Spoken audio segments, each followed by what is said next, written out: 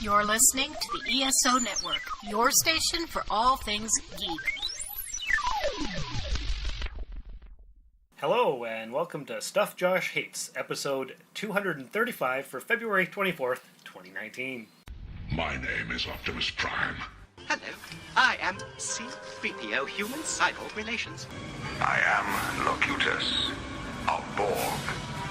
Resistance is futile. You're like a machine underneath, right? But sort of alive outside? I'm a cybernetic organism, living tissue over a metal endoskeleton. You're not quite, human, are you? No, sir. I'm an android. These aren't the droids we're looking for. Counterfeit, facsimile, replica. We need some sort of robot. Ah, crap! I'm some sort of robot. What are your prime directives? Serve the public trust, protect the innocent, uphold the law. Hey Josh, I've decided to change the name of the podcast from Rusted Robot to Stuff Josh Hates. The hell, man? I thought it'd be funny. Don't you change it like that? No, I like lots of stuff. I know, but if we have the name Stuff Josh Hates, people will be like, I should tune into that, because why does he hate it? And what does he hate this week? No? No. Okay, we'll keep it Rusted Robot? Yeah, we'll keep it Rusted Robot. First of all, we have a brand. We have a loyal following in this brand. We do. It's a long-standing podcast. Been going for over 5 years. And today we have a special guest. We do! Why don't you introduce yourself? I'm Stephanie. Yes, you are. And we've known each other for over 20 years. We went to university together. 1996. 23 years. Yes, 1996. I know, we're old. Very old. Yes, and you decided to come and visit me for the weekend? Yes, very spontaneously. Yes, haven't seen you in about 10 years. So, yeah. We've kept in touch over the years, but you live way down randomly. south. Yeah, very random. So you're here, and we're going to talk all about pop culture, as we do every single week, Josh. I thought we were talking about something different this week. Stuff you hate? Apparently. Yeah, I thought that'd be interesting. No, but before we get into the main podcast, got an email this week from Podbean. Our host. Yes. So I'm just going to read it here. It's actually quite interesting. Long-time listeners, if this is, I don't know, new listeners, it's just weird. So I have to read it because it could be a surprise and people are like, what the heck? So, dear podcaster, an advertiser selected your podcast, The Rusted Robot, to run their ad campaign, Chicago Boudoir Photography. The campaign will start on 2/23/19, which is today, the day we're recording. You can log into your Podbean account, click advertising on the top menu bar to view the campaign information. Due to the dynamic nature of these campaigns, payouts will vary over time with impressions served up based on campaign specs, and advertisers may pause or cancel campaigns at any time. You can see details of campaign performance and payments by logging in anytime. We're getting an advertiser. Okay. Which is something we've never had before. Sorta. Well, we had that one guy who wanted to be a sponsor for the ties, but Yeah, I don't. nothing ever came with that. But this is He had some cool ties. That's the thing. He did have some cool ties, but this is an actual campaign out of my control, and it's just they selected the podcast for the honor of Chicago Boudoir Photography. So I hope all our Chicago listeners will definitely purchase that, I guess. Send me the information after. Oh, speaking of, Yeah. since we're doing administration before we get into the actual podcast, Sean finally sent me the link to the podcast promos. I did. He did. So this week, I selected the promo. And by doing that, I listened to the episode of the podcast we're going to promo. You know, so I can see what they're about and what if I like their show and if we should actually promo them. Okay. And I did. I'm impressed. I'm sorry for them because they're completely sick on this latest episode. Everybody on the crew is either getting sick, just been sick, or sick at time of recording. So, oh no. Yeah. Oh. So, Stephanie, I don't know if you listen to Rusted Robot Podcast. You don't. I can see by your face. That's okay. But it's been an ongoing gag for months that I'll say, and now it's time for a promo for another podcast here on the ESO Network. And Josh will be like, what promo is it? I'm like, I don't know. I'm not going to know until I edit the thing later the next day. And he's like, well, how am I supposed to talk about the podcast if I don't know what the promo is? I'm like, So this has been going on for months and months, and this week I finally sent him the link to all the promos. Well, that's good. Yes. So I selected one last night. Yeah, so we'll get into that later. But first, it's your favorite time. It's the Celebrity Death of the Week. Are you ready? Tell me you're ready. You don't look like you're ready. See, all right, let's celebrate somebody's death, because that's the way you do things. We're celebrating their life and their accomplishments. We're just talking about it because it needs to be told. And it's not really a sci-fi thing, but it's pop culture. It's something I watched when I was a kid. Peter Tork of the Monkees dies at the age of 77 the other day. Did you ever watch the Monkees when you were a kid? Some, but not a lot. Steph? Oh, yes. I watched the Monkees a lot. They were on Much Music. Yeah, Much Music. When they started changing from music videos to random sitcoms. And other things. Yes. Yeah. So, Peter Tork, the bassist and wisecracking character in the 1960s teen pop sensation The Monkees, died today at the age of 77, and that was on February 21st. Tork's sister Anne did not specify a cause of death, although the guitarist had been diagnosed with a rare form of cancer a decade ago. I was really sad, actually, to hear this, because he was the only one that I really liked. I thought he was very subtly funny. Oh. Yes. Well, he was the wisecracker. Yes. So. Him and Mickey played off each other really well. Yeah, so I posted the article to our Facebook page, and it's a long article with like 10 paragraphs. I'm not going to read it all right here. No. But if anybody's interested in Peter Tork, they can go ahead and read that. It's a good article, yeah. It was very good. So that's it. That's all I got for 77 is a pretty good run. That's not bad. I'm fighting cancer for a decade. It's a long time to have that. Damn cancer. All right, so let's move on to something a little bit more exciting. Since you don't listen to the show, Steph, he likes to bring things right down at the beginning as fast as he can. Yeah, and then try to work up from there. Yeah. I see. Well, because I don't want to end the podcast on the death, because then it's a downer. So we talk about the crap at the beginning, and then it's all better from there. Yes. Is that not I can see that. Is that not a wise? But he wants me to just play into the next thing. Yeah, that can be a little bit difficult. This is a little bit of a behind the scenes, look behind the curtain kind of podcast. Yes. Because you are interested in getting into podcasting yourself one day. Very much so. Yes. Yes. So you're here, and you've come up for the weekend, and we're recording an episode. Later on, I'll show you how to edit the thing and upload it and do all that kind of fun stuff. Sounds exciting. It's not, but you will learn a lot. Yes. And when you actually get your podcast up, we'll throw it on as promos. You know, where I can choose it. Ooh, there you go. That would be exciting. And I'll start listening to the Rusted Robot. You should. You will get all your pop culture information. It's great. Okay. Now, I know you already listened to the Soul Forge podcast. Yes. And we're going to record several episodes of it this weekend. Yes. So it's going to be exciting. I'm very excited about that. I know. I thought you might be. We have lots to discuss. 20 years. At least. At least. Yeah. So what should we talk about next? Got lots of space news and other things. What do you think, Josh? I think we should go on straight on to space news. Straight on to space news. Okay. Well, did you hear about the Virgin Galactic flight? No. You didn't? That's because you don't have social media and you can't read all the articles that I post to the Facebook page. Yeah, because I avoid social media like a plague. You do. But listeners can go to facebook.com/therustedrobot and read all these articles. But this one here, Virgin Galactic space plane reaches space with first passenger on board. Tourism venture Virgin Galactic sent its spaceplane into space for the second time this morning, qualifying all 3 people on the flight for their commercial astronaut wings. One of those riders was Virgin Galactic's first test passenger, Beth Moses, the chief astronaut instructor at Virgin Galactic, who flew along with vehicle's 2 pilots. She's also Virgin Galactic's first female flyer. That's not a real passenger. Because she works for the company? She works for the company. Yeah, that's what I thought too. That's, like, it's cool. And I'm excited that they're getting into, they're actually moving into the area that they promised. Yeah. They're going to actually be able, redeem some of those tickets they sold 10 years ago. Right.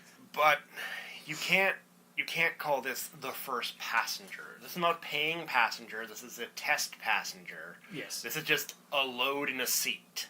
And, it's great. She's got first-hand experience what it's like to fly in 2 suborbital flights, I believe. They're in. They're not actual orbital flights or suborbital flights.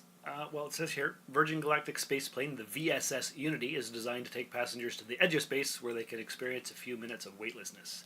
But up until the end of last year, the vehicle had yet to breach Earth's atmosphere. That changed in December when Virgin Galactic made history by sending VSS Unity to a height of 51 miles, or 82 kilometers, an altitude that many, but not all, consider to be the start of space. Yeah, so suborbital flights. Pretty much. Yeah. All right. Jazzed. Excited that they're making progress. Mm-hmm. But the real test is orbital flight. Anybody can do a suborbital flight. Really, it's just going up and falling back down in a controlled manner. Now, it's important, the controlled manner part, but, that's fairly easy. NASA did that in the 50s. The orbital insertion is the big issue. Yes. Are you being perverted and laughing at words? No, of course not. It's very serious. It's very serious. News. Space news. Here on the Rusted Robot. Yes. Which, talking about the edge of space and suborbital insertions and so on, I've got an article here from, posted by Enterprise in Space, which I interviewed them on episode 49 of the podcast with Larry Nemechek. Hey, this is Dr. Trek, Larry Nemechek, and you're listening to The Rusted Robot with Sean and Josh and the Rust. Back in the day, Earth's atmosphere is bigger than we thought. It actually goes past the moon. It depends on how you define the atmosphere. Because depending on how you define it, if you define it as gaseous particles emanating from Earth, it goes close to Mars. Because it's blown off the planet by the solar winds. We're losing a little bit of our atmosphere continuously because of solar winds. Yeah. Now, fortunately, it's very little. And, we make up a lot of those gases coming out of the Earth again. So, like carbon dioxide coming from volcanoes and such. But, we're constantly losing a little bit of our atmosphere. And it's being blown out towards Mars's orbit. Well, it says here the geocorona, scientists have found, extends out as much as 630,000 kilometers, or 391 miles, which means it engulfs our beloved satellite in an atmospheric hug. The moon flies through Earth's atmosphere. In fact, at an average distance of 384,000 kilometers, it's almost smack bang in the middle of it. Now, what's your qualifier on that? What are they calling our atmosphere? Because the density is ridiculously low. Oh, yes, they said that. If you're going, well, there's a few particles per cubic meter, well, guess what? That's not an atmosphere. The boundary between Earth's atmosphere and space is called the Kármán line. Have you heard of that before? And they had it at a point of about 100 kilometers in altitude. But now it's way more complicated, they're saying. There's a debate where the Kármán line should be. It's just way bigger than they thought, and it goes all the way out and past the moon. Again, it depends on definitions. Mm-hmm. And I don't think that's a good definition. They said it's very, very thin. So. Well, yes. Obviously. So thin that it barely exists. It barely exists, and it's very hard to measure, but it's further than they thought. And so they're saying that no human has ever left the Earth's atmosphere, even when they went to the moon. So that could explain. No human has left Earth's influence, I would agree to that. Mm-hmm. But atmosphere? They've left the atmosphere. The main atmosphere, yeah, but not this new kind of thing. Yeah, this newly defined envelope. Yes. But nobody would consider halfway to the moon not in space. Nobody. Yeah, it's an interesting article, though. Except some weird, atmospheric geologist guys. I'm like, no, really, this is it. You haven't left the atmosphere. You're just being pedantic at that point. Because, like I said, our atmosphere is being blown off the Earth and being pushed teardrop shaped like a comet's tail towards Mars. Did Opportunity never? Well, actually, we did a weird orbit. But if we did a straight shot, we never left the atmosphere. That's what they're saying. Nah. It's interesting, though. They're doing more research all the time. So well, of course they're doing more research all the time. It's good. It's a good thing, Josh. Whether we believe in it or not, it doesn't matter. Because it is what it is, as they say. I hate that expression, by the way. Yes. It's the worst. Yes. Certainly is. Yeah. That it is.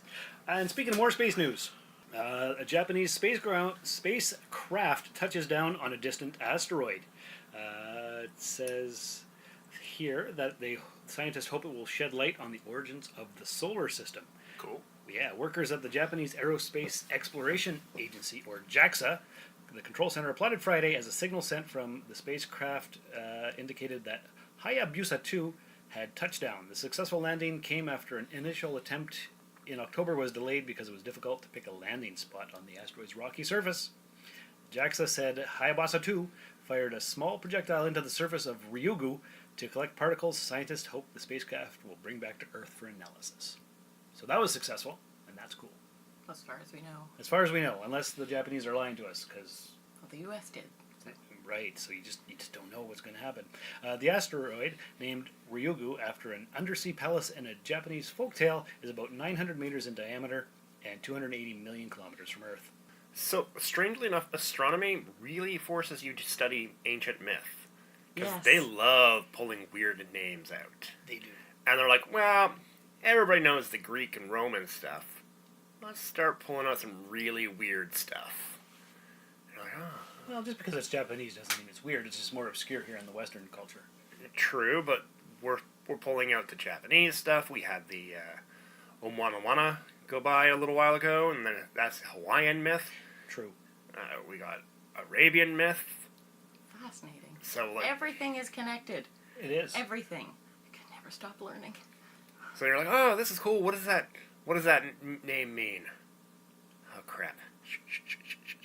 And like some of the smaller smaller dwarf planets, they're like, oh, this is a weird name. What does it mean? I don't know. We'll have to look that person up. Fortunately, I think planets are still dwarf planets and planets that I think are all Greek-Roman. So I would think so.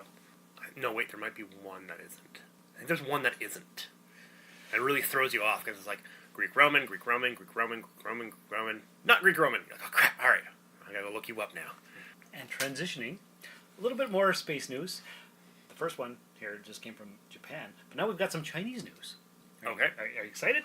Sure. Tell me how excited you are, Josh. I'm very excited about space news. Good. It's not really space news. It's kinda. We'll now get a chance to see China's science fiction smash The Wandering Earth, based on a short story by Hugo-winning author Liu Cixin. Netflix has announced... That's not how you say it. I know, but it's Cixin. But it's Chinese, so I'm not sure how to pronounce it. But Netflix has announced it's acquired the film, bringing the country's first sci-fi blockbuster to audiences around the world. And according to The Hollywood Reporter, Netflix has acquired the U.S. and international distributing rights to The Wandering Earth.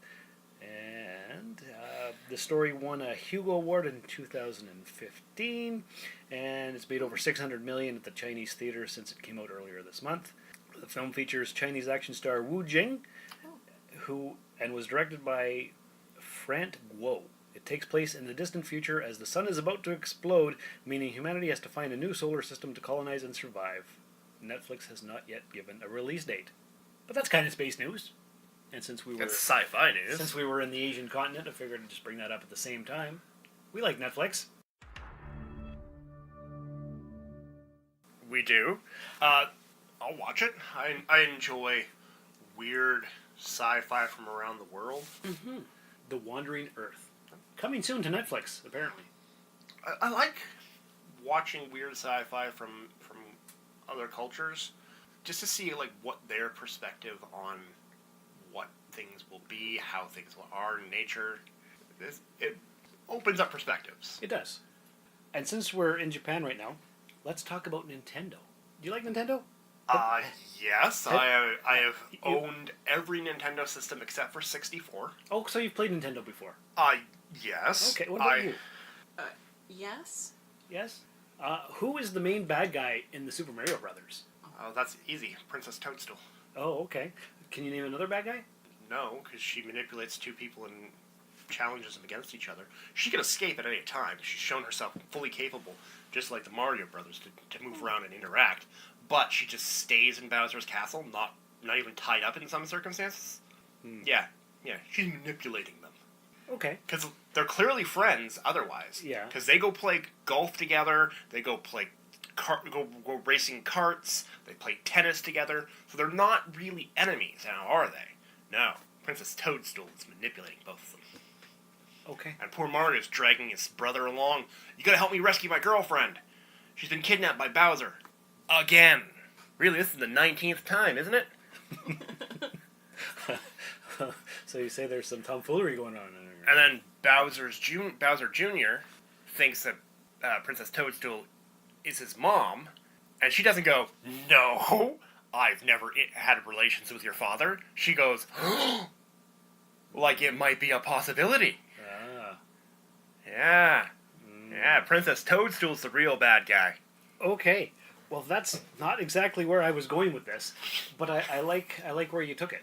You gotta know your Mario lore. Clearly, I don't know it well enough.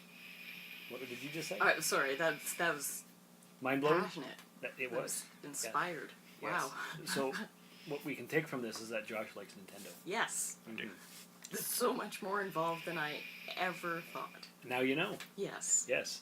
The truly unthinkable has happened. Something no video game player could have ever imagined they would see. Nintendo just put Bowser in charge of the whole company. No, really. They're giving control of Nintendo of America to a guy whose real name is Doug Bowser. That's where I was going with that. It's been all over social media because it's funny and people are having a field day with it.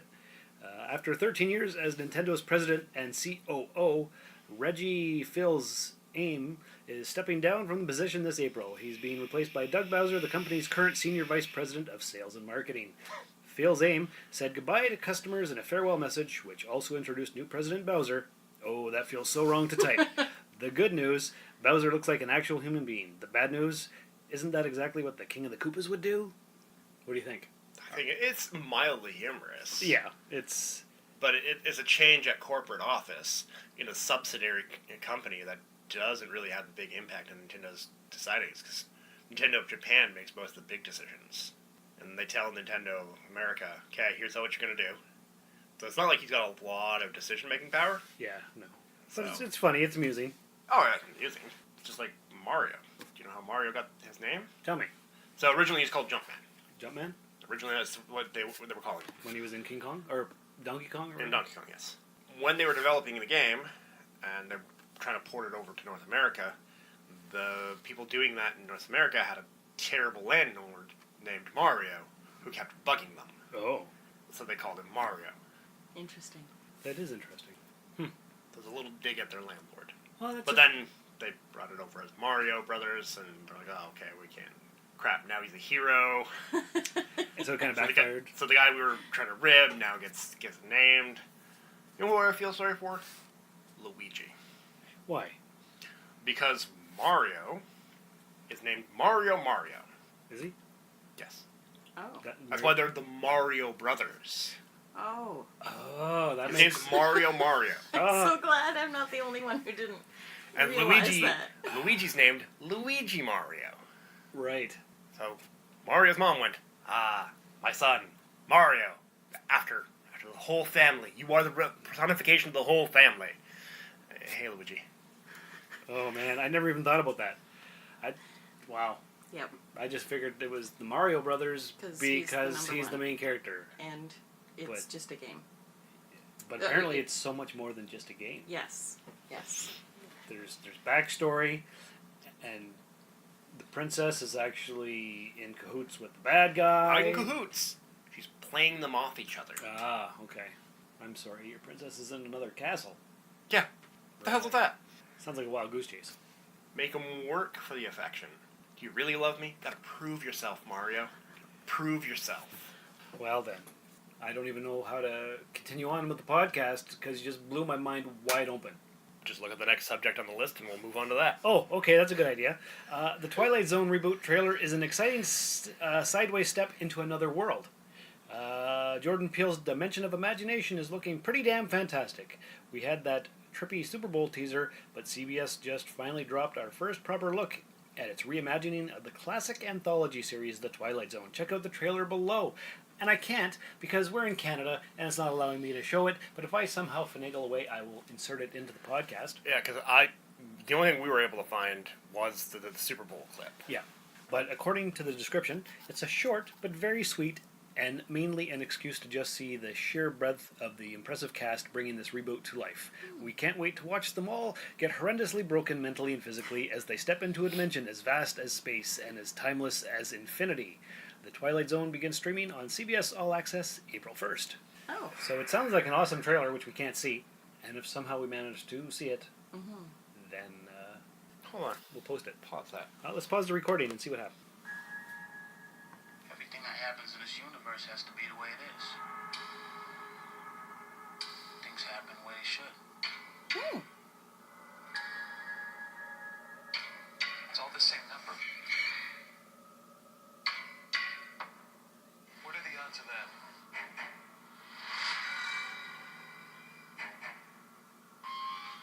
You happy with your life?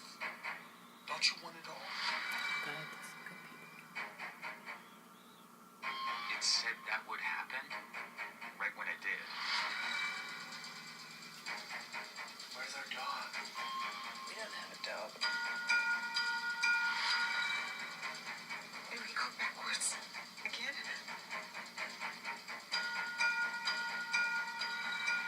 Everything you said would come true has. I changed something. Erased something. We're not meant to be here. Life sometimes goes like you don't expect it to.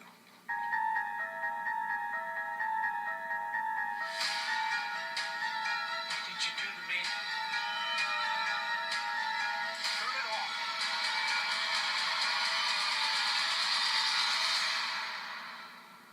This is real.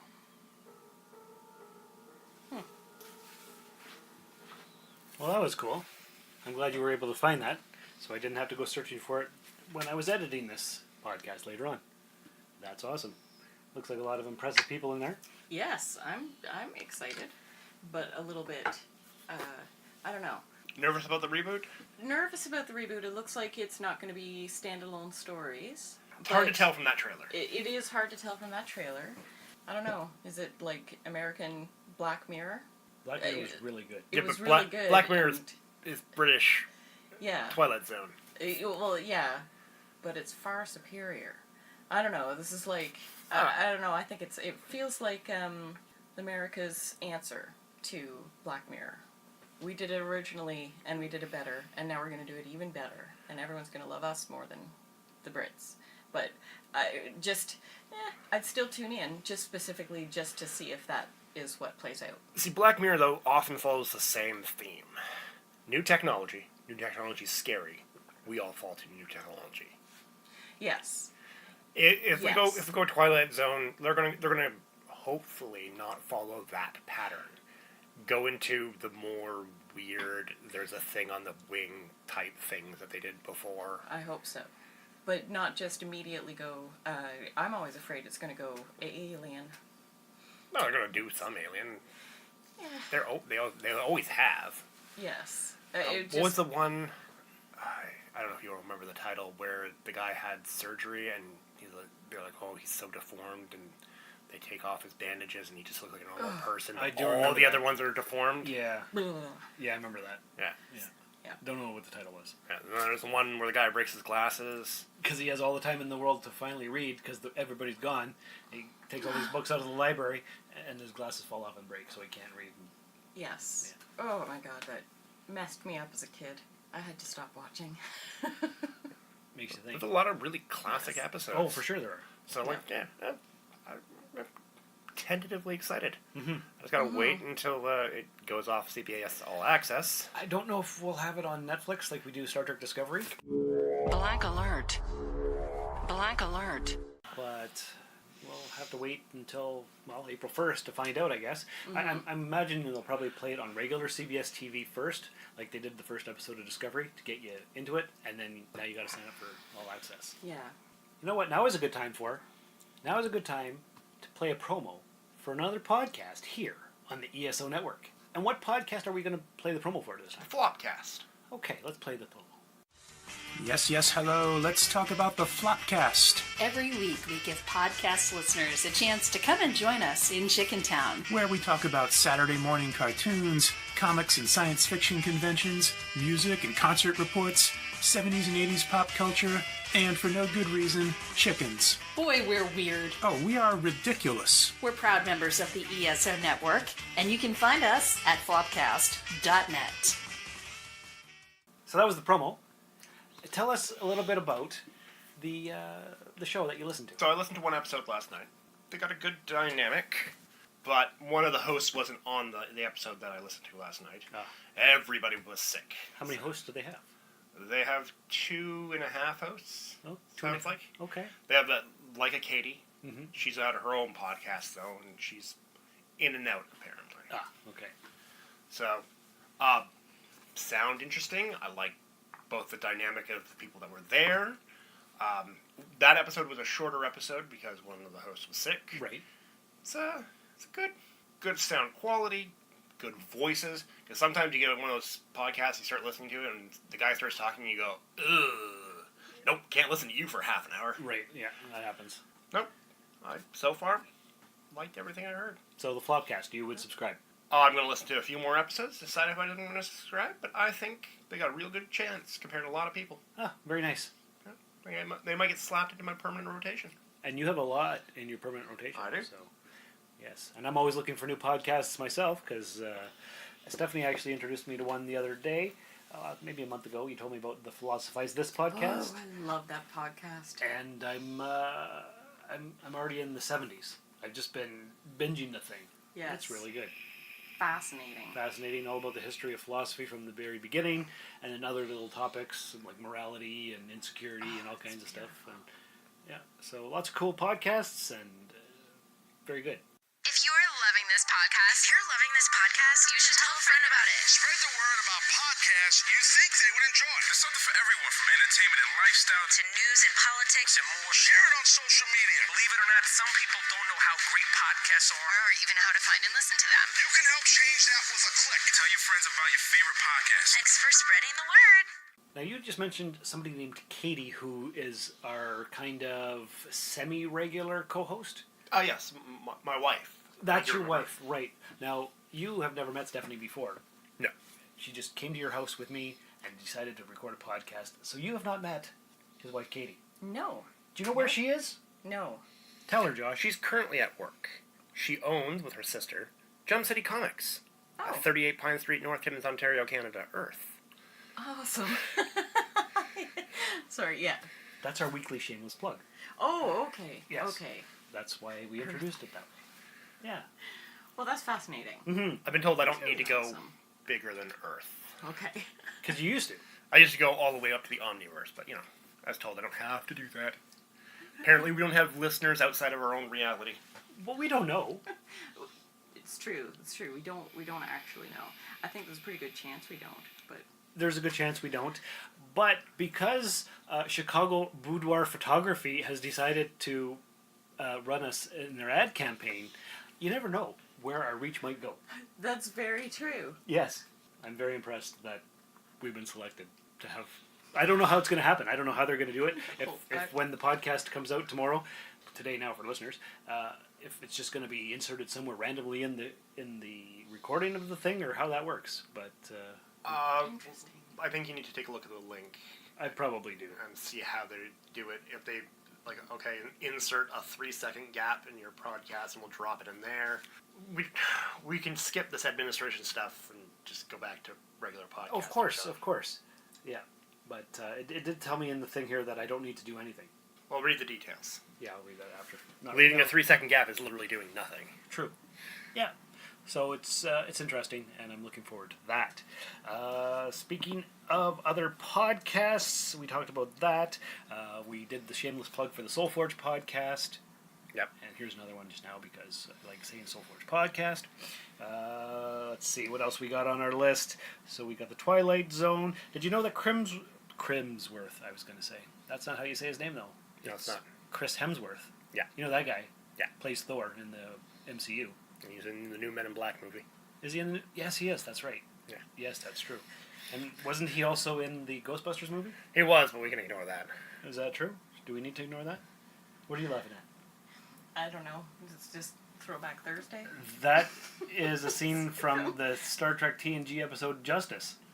Yes, I can tell just by looking at the one thing. Sorry, that's amusing you? It's very much amusing me. I don't want to see that episode. It wasn't a good episode. Stay off the grass. Yeah. Stay off the grass. I will kill you. The Hollywood Reporter has learned Avenger star Chris Hemsworth I said it right this time. Will play Hulk Hogan in a biopic about the WWE legend. He will portray now retired WWE legend Hulk Hogan in a biopic that the outlet sources say will explore the wrestling superstar's rise and describe as an origin story of the Hulkster and Hulkamania. The project will be helmed by Joker director Todd Phillips and reunites the filmmaker with Scott Silver. Deals for the Hulk Hogan biopic are on the verge of closing with Netflix, so we'll get to see it on Netflix. I would watch that. I still have a hard time calling it the WWE because I grew up in the 80s where we called it the WWF. Stupid World Wildlife Foundation. Yeah, trying to save the animals and stuff. How dare you save the world from They made destruction. a stink out of that they're using the same letters. Mm-hmm. And the WWF had them first. You can't come in and say, well, we deserve it because we do something noble and they do wrestling. That's not the way trademarks work. But they were like, we'll willingly change our name. And it has screwed up wrestling fans for 30 years. Yes, it has.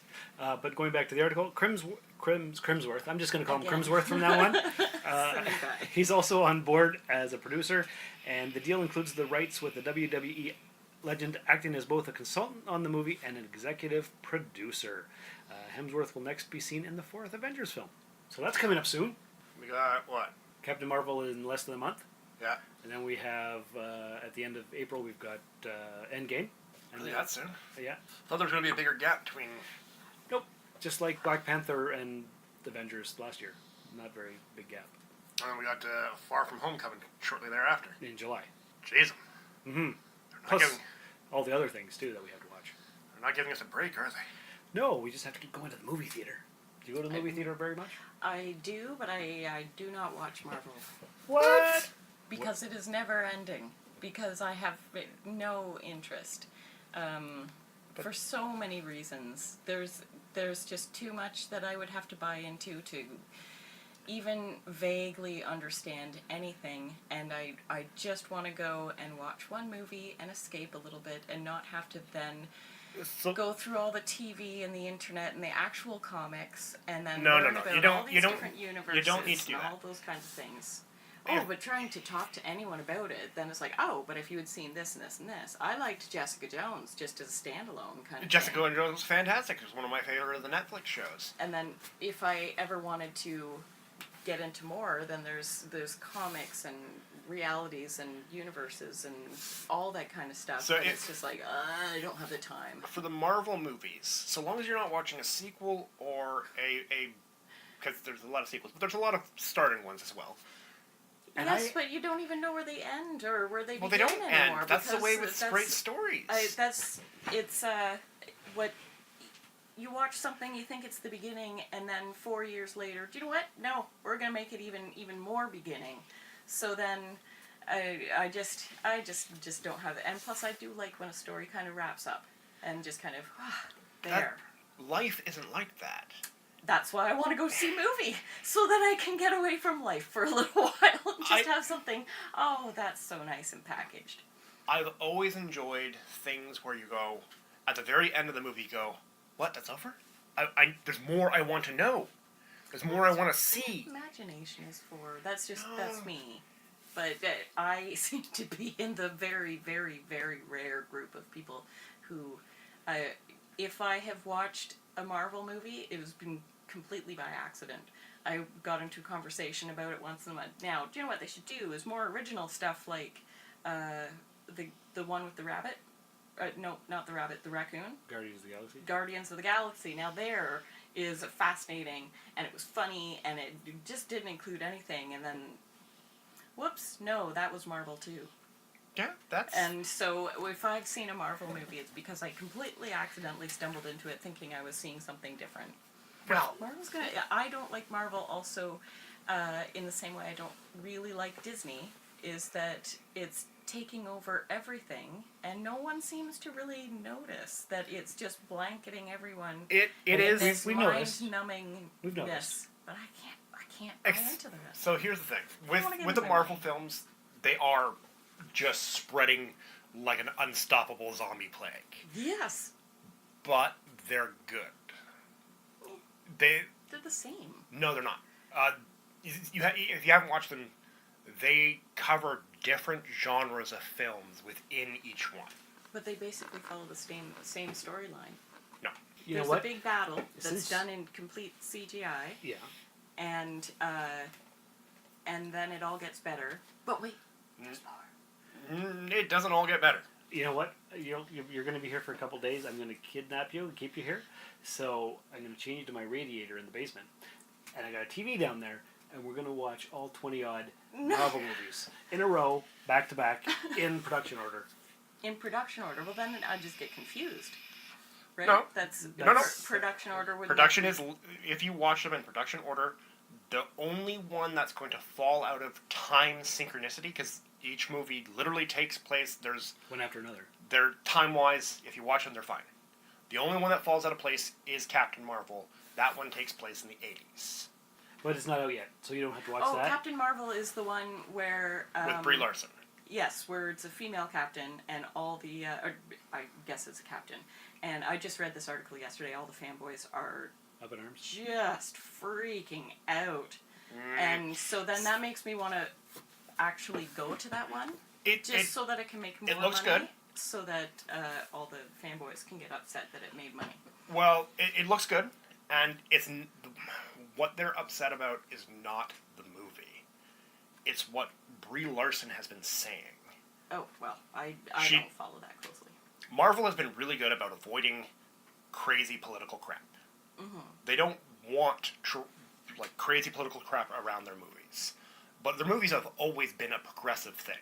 Yes, they're courting it. It almost seems like they're courting it. But they have been careful to walk a gentle line where they've never insulted anybody, but shown, here's how these things can be good, right? You have a star who goes out and says, well, I don't want any old white men reviewing my movie, because old white men's opinions don't matter. Except they do, because everybody's opinions matter. And if you're trying to sell a movie, you don't say, I don't want you there.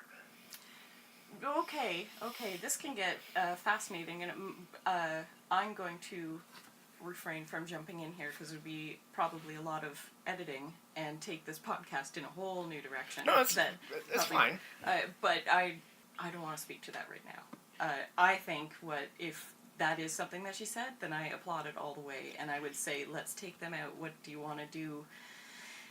Do you want to sell Marvel to people who are different, draw them in? Or do you want to just keep attracting the same people to the same thing over and over again? But this then gets all mixed up in my head. If I'm making a movie, I got my fans. I've established these people. They're paying me billions of dollars. Mm-hmm. I want them.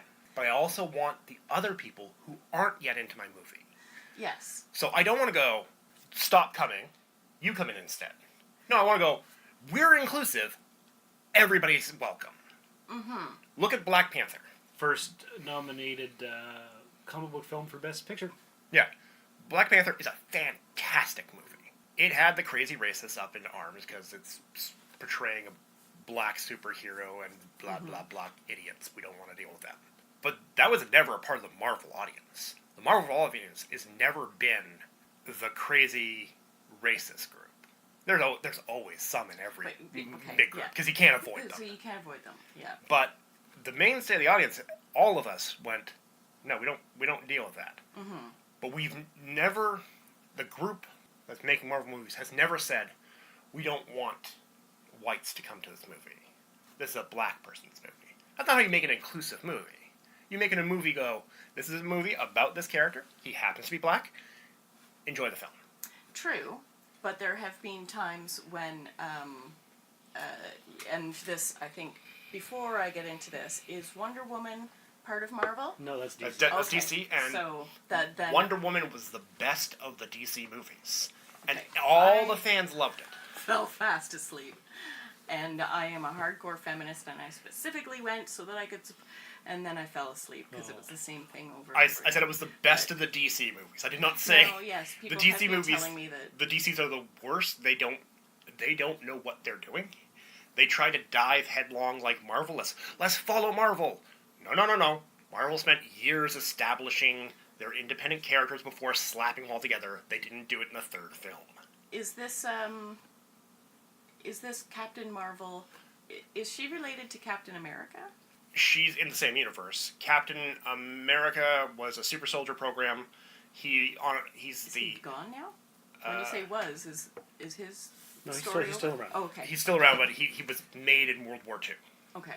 So that's why it was. And then frozen in the ice for 70 years, and he came back to our time. So he represents the good old honest way of doing things. Oh, sorry.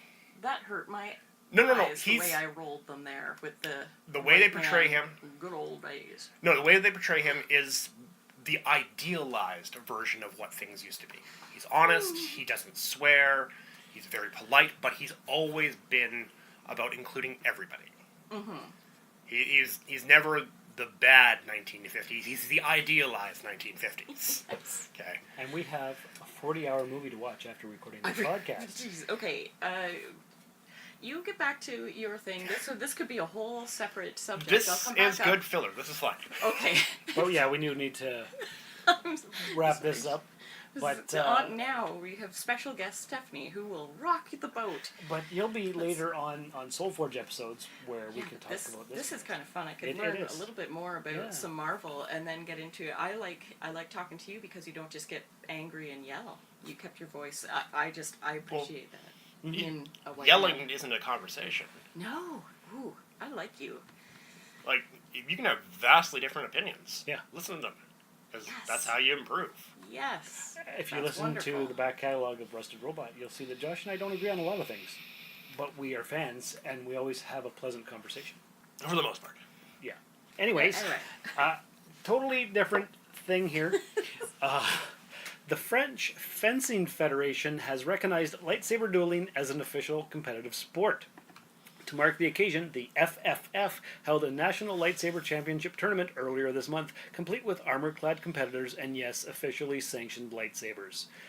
Cedric Guru, founder of Académie de Sabre Laser, the official training ground for aspiring Luke Skywalkers, said it was difficult to organize a championship at first because there were many different lightsaber dueling groups with their own sets of rules. But the FFF has standardized the rules and ensured that all participants are equipped with the same degree and standard of protection. Oh, cool. That's interesting.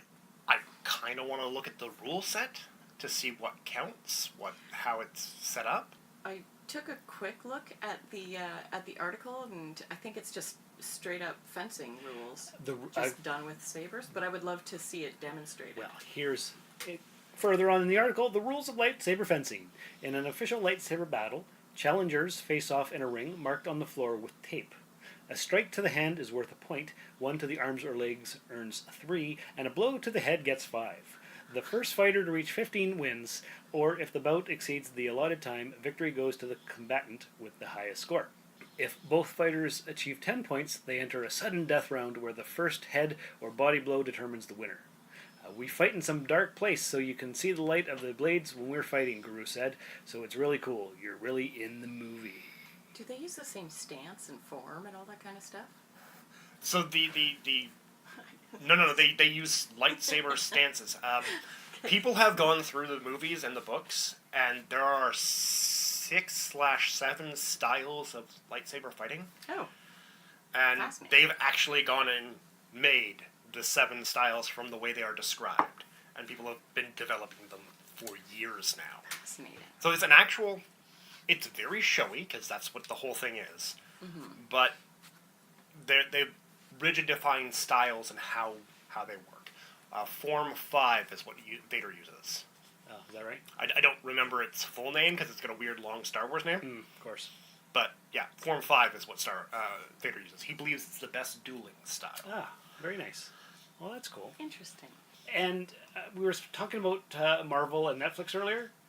In sudden and quite shocking news, they announced this week that The Punisher and Jessica Jones have been cancelled. Can you believe it, Josh? Can you believe it? So, what they've done with Jessica Jones tells me that they're under a crunch on the other end.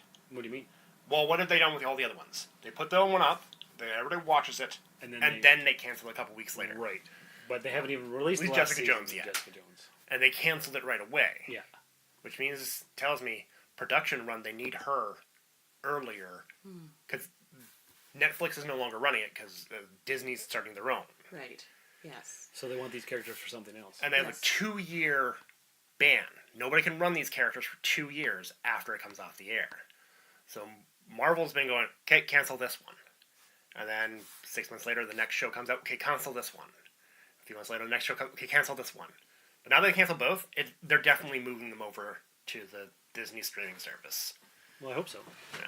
What do you got? And as an aside, I was talking about Friends, and that's the same kind of thing. They canceled Friends on Netflix because it had to be moved over to Disney. I don't know how it all works, but then the outcry from the people said, okay, we'll wait just a little bit longer so everyone can keep on watching Friends. But I couldn't remember why it was going to be taken off and then put back on, but it's because of the whole Disney The other thing. streaming service. Yeah. Who owns it? Okay. Yeah. So, interesting. Yeah. I really enjoy most of the Marvel shows on Netflix. Particularly these recent seasons are better than all the ones they've had before. Yeah. With the exception of Daredevil season 1 and that was pretty fantastic. Yeah, Daredevil season 1's really good. It's really good. And Jessica Jones. I'm in a minority. I love Jessica Jones. That's a great story. I just really loved it. Yeah. Yeah. I think I liked how dark and bitchy she was. Mhm. I just, I do not want to be doing this. I kind of like the anti-hero kind of thing. I liked the way they played the Purple Man. I didn't watch, wait, was that in the first season too? That's Kilgrave. Oh, okay, yes. In the comics, yeah. he's called the Purple Man, because Okay. that's all he wears, and his skin is purple. Oh, I'm glad they He didn't calls do- himself Kilgrave, Okay. because that's an idiotic name a boy would come up with. Right? Yes. But everybody calls him the Purple Man. Well, that They didn't make him a maniacal villain. That I hate. I'm a bad guy because I want to be bad. No, they made him a character that you can go, okay, I don't agree with you, but I understand. I can see where this is coming from. Yeah. And like, how do you make friends and interactions if everything you say is just done? Yeah. You can't make a friend if, hey, you want to go to the movies? Let's go to the movies. Yeah. Crap, did I just make him go to the movie, or did he really want to go? That was fascinating. I spent way too much time contemplating that. It's a- at the time. And then it's a survivor story, and it's deep and it's impactful. Really good storytelling. That's what good comic book movies and shows can be. They can Yes. be deep. Because, like, comics have dealt with some really deep issues before. I try to avoid those. I don't like thinking. Sometimes. What was it? Demon in a Bottle? The Iron Man story? Yeah. Where he deals with his alcoholism? Mm-hmm. I've never seen any Iron Man. Oh, wow, that's the best of the Marvel movies, so you're in for a treat later. I know, that's contentious, but speaking of movies, I don't know how to live in a world where RoboCop is selling fried chicken. Did you hear about this? Yeah, I've heard about this. Kentucky Fried Chicken's latest attempt to get nerds to buy fried chicken, bits by the bucketful. They've given up on LaFreeze, whatever that is, and they're calling in the ultimate police operative, the original RoboCop. The fast food corporation has handed over the bolo tie reins to several actors over the years to step into the petrifying shoes of Colonel Sanders. But RoboCop is arguably the weirdest attempt yet. Here's the video announcing the movie, or the move. It's like, and a movie? No, it's not a movie. On Kentucky Fried Robot. I'm reading and I know, I'm joking. messing up my words, which I do sometimes, and talking a weird accent. I don't know why. Because I'm talking about Colonel Sanders. He's from down south. All of a That's sudden a terrible southern accent. All my accents are terrible. I know, but I particularly have to point these out. Yeah. Anyway, it's very interesting and weird, and that'll be our end song, this little video that we'll play later. But in other news, That's not the first time that No. RoboCop's been used to sell products. He was selling that Japanese thing there years ago too. Yeah. I can't remember what it was now. I think it was a cleaning product. Yeah. I think so. Yeah. Like, oh, Mrs. Spuckle, but not that. Yeah, so, like, it's meh. Like, he's a Are they character. making a new movie? Or? Yes, it's coming. Oh, okay. RoboCop so Returns. that's how they're tying it in. Because Yeah. I was thinking, how 'Cause- are young nerdlings even going to know Yes. who RoboCop is? Yes, they will. Okay, yeah. 'Cause that's silly. Nerds, we go back 30 years from before we were born and watched those movies. That's true. Because, Yeah. like, I watched 2001 as Space Odyssey when I was, like, 6, which don't do that. No. Because you don't understand anything. That could warp someone's mind. Yeah, that's how you get this. Look what I got this week. Oh, what's that? That is a Funko Mumra figure. Funko? It's Funko. They made them in new muscly shapes. Okay. Oh, those are those Like the those bobble head pop vinyl things. Yeah. But these are different. It's like an action figure. It's kind of like the ones from the 80s, but it's a little bit different. Who's this manicurist? Oh, some nice nails he's Right? got. Yes. Yeah. I will take a picture and put it on the Instagram page, which you can follow by searching for Darth Vaderloo, and I'll put it on our Facebook page. 5 points of articulation? Yeah, it's not very articulated. Well, but how many did the old ones have? I don't remember. Not many more. I think there were only 5 points of articulation. That might be actually, because they did their things with their arms back and forth with the little button on the back. But for G.I. Joe. Yeah. Yeah, you got the whole elbow, wrist, and then again, if any of those joints got loose, oh, they just flop around. Yeah. That's pretty nice. Pretty good detail. Not bad. It was $15. Oh yeah. Yeah, I was contemplating, do I need this? I don't need it, but I had to get it. There's some little paint issue there. Well. And there's some plastic molding marks there. So it's not like super quality. Nope. But it is super cool. Yeah, and I had to have it. I like the cape too. Yeah. Instead of having a rigid plastic cape, it's a nice soft plastic cape. That is nice. Yeah, this is high quality podcasting because they can't see, but we're describing it, and I'll put a picture up. People can see it. And the last collectible news, you remember how Eagle Moss Publishing was selling those Starship of the Month? Yes. And I was getting them, and I had and all then kinds. the whole thing happened. And then they stopped selling to Canada, and then there was a rumor that they were coming back to Canada. Well, they were supposed to start shipping to Canada again in January, but I never got my stuff. Okay. So I sent them an email. Where are they? What's happening? And they haven't really responded, but they gave me a customer service number. But it's long distance because they're in England. So what I did was I contacted Daniel Peter Hitch. Hello, I'm Daniel Peter Hitch, author of the Connected Worlds Chronicles and the Bubbles the Pirate children's book series. You're listening to the Rusted Robot Podcast. Think about it. Okay. You know, of Yeah. Bubbles the Pirate fame. And he's going to call them for me because I gave him all my information and because he lives in the UK. It's not long distance. Avoid long distance charge. Yeah. I Good, was like, that's a good job. friggin' idea. Yes. So, yeah. So maybe my Starships will start shipping again. Are you sure it wasn't they were lost in the mail? Because you can't rely on those postal people. They are completely unreliable. They are. I wouldn't trust them with my life. Yeah, No. So that's the end of our stuff. We still have not received any responses to your hypothetical from a couple weeks ago. What horror sci-fi franchise would you want to live in? Horror? That's... no, because it wasn't a horror franchise. It's what eldritch horror universe would you like to live in? Yes, that.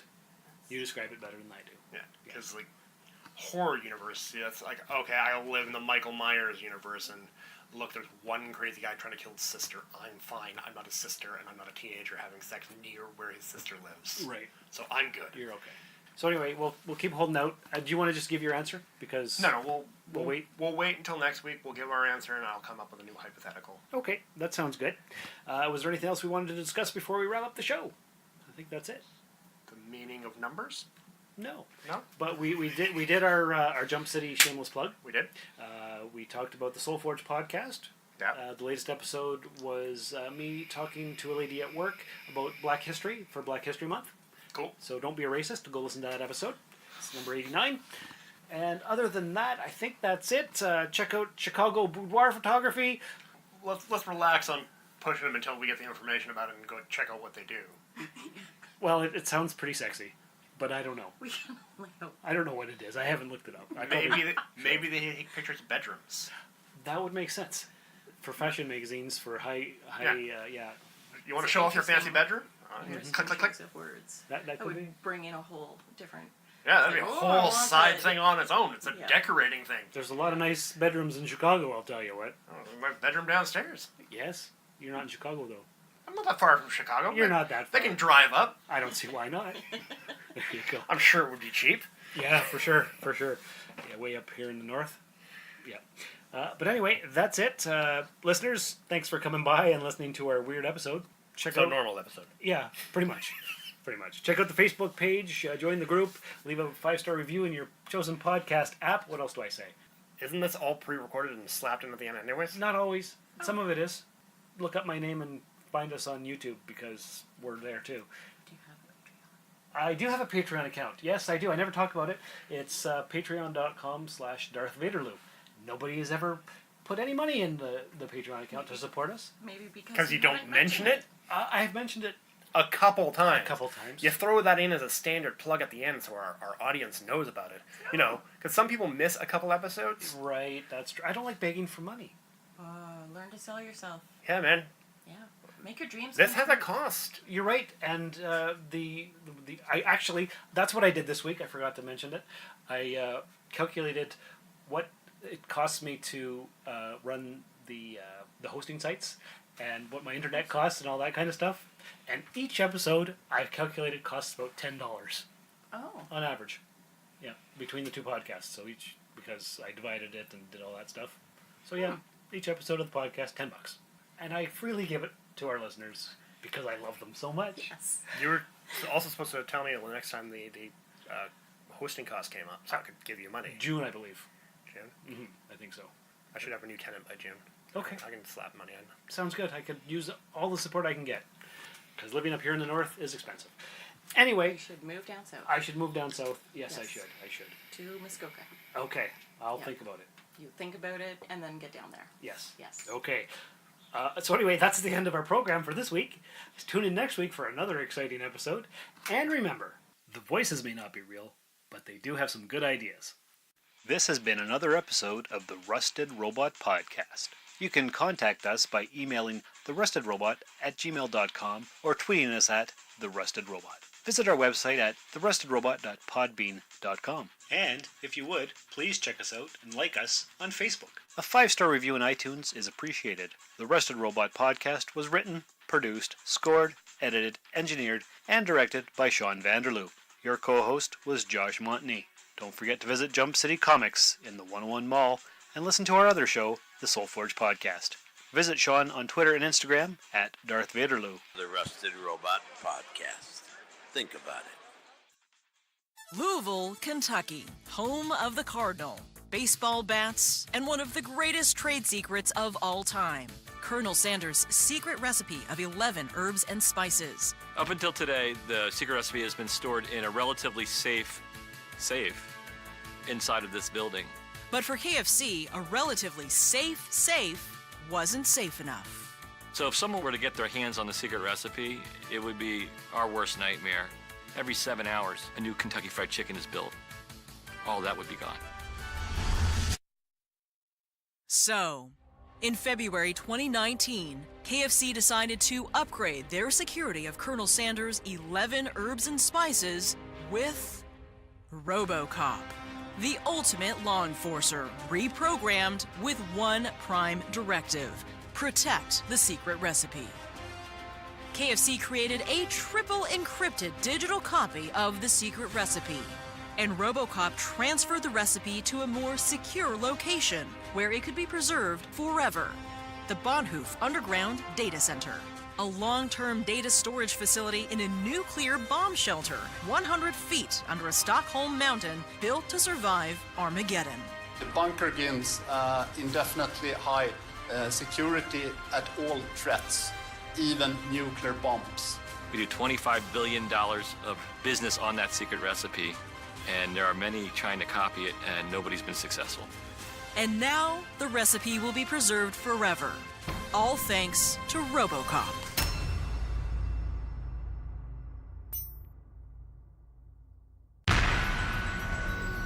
This has been a broadcast of the ESO Network. Be part of the crew and help support our shows by donating to our ESO Patreon or by shopping through Amazon.com or the TeePublic store, which can all be found at www.esonetwork.com. The ESO Network, your station for all things geek.